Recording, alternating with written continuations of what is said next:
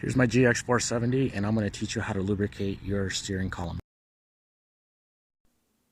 With a Phillips head screwdriver, remove these 3 screws behind the steering wheel.